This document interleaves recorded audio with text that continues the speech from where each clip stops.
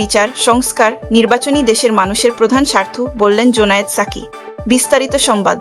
এই মুহূর্তে বিচার, সংস্কার, নির্বাচনী দেশের মানুষের প্রধান স্বার্থ উল্লেখ করে গণসংহতি আন্দোলনের প্রধান সমন্বয়কারী জোনায়েদ সাকি বলেছেন, বর্তমানের বিদ্যমান সংবিধান না বদলালে জনগণের হাতে ক্ষমতা আসবে না। কারণ সংবিধানের অগণতান্ত্রিকতার সুযোগে একজন ব্যক্তির হাতে সব ক্ষমতা কুক্ষিগত ছিল।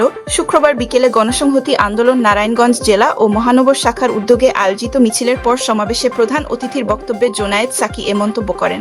নগরের খানপুর মেট্রো হলের সামনে থেকে দলের নির্বাচনী প্রতীক মাথাল নিয়ে মিছিলটি শুরু হয় এবং শহরের প্রধান সড়কগুলো প্রদক্ষিণ করে নিতাইগঞ্জে গিয়ে শেষ হয়। সমাবেশে জোনায়েদ সাকি বলেন, শেখ হাসিনা সংবিধানের অগণতান্ত্রিকতার সুযোগ নিয়ে স্বৈরাচার হয়ে উঠতে পেরেছিলেন। সংবিধানে অনেক অধিকারের কথা বলা থাকলেও কার্যত এক ব্যক্তির হাতে সব ক্ষমতা কুক্ষিগত ছিল। এর ফলে বাংলাদেশের মানুষের অধিকার ও ক্ষমতা এতদিন প্রতিষ্ঠিত হয়নি। বর্তমান বিদ্যমান সংবিধান না বদলালে জনগণের হাতে ক্ষমতা আসবে না, একথা শুরু থেকে বলে আসছে গণসংহতি আন্দোলন। জোনায়েদ সাকি বলেন, অভ্যুত্থানের পরও আমরা কথা বলা থামাইনি। জুলাই সনদ তৈরিতে আমরা গুরুত্বপূর্ণ মতামত দিয়েছি, যাতে ভবিষ্যতে আর কেউ ফ্যাসিস্ট হয়ে উঠতে না পারে। এখন দায়িত্ব জনগণের। চোর লুটেরাদের ভোট দিলে তারা আবার ফাঁকফোকর খুঁজবে।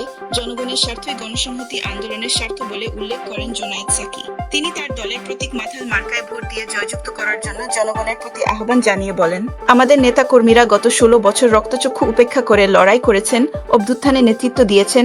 তাদের উপর ভরসা রাখুন এবং মাথাল মার্কাকে বিজয়ী করুন।